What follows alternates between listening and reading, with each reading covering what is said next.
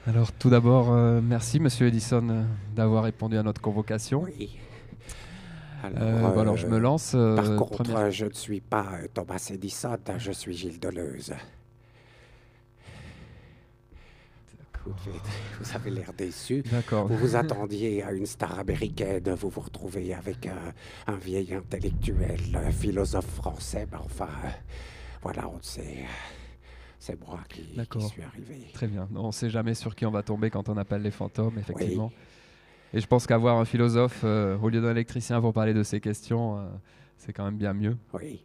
Alors, excusez-moi, je suis un peu ému, monsieur Deleuze. Ça va aller. Ma première question, c'est comment c'est quand on meurt? Comment c'est quand on meurt? Alors, d'abord, il y a une lumière blanche qui semble vous attirer. Vous passez dans un tunnel comme ça, c'est très psychédélique. Ensuite, il y a un grand escalier, avec une porte. Là, un couloir. Vous prenez la troisième à droite et vous y êtes. D'accord. Voilà. D'accord. Et du coup, vous avez pu rencontrer d'autres fantômes, continuer à philosopher, je ne sais pas, avec Nietzsche, avec Platon, avec Spinoza. Il y a un lieu, par exemple, où vous pouvez vous retrouver pour philosopher? Oui, il y a la cafette. Alors, ils ont installé une machine à café, mais moi, le café, je le trouve pas bon, donc je prends systématiquement un potage à la tomate. Voilà, vous avez d'autres questions intéressantes comme celle-ci, peut-être? Non, je sais pas trop. Peut-être. Non, Bon, en tout cas, oui, j'entendais un peu vos questionnements. À quelle nécessité répondent les espaces de communication? C'est ça qu'on crée entre les morts et les vivants. Moi, je poserais plutôt, que font ces gens qui continuent à entretenir un rapport avec leur mort?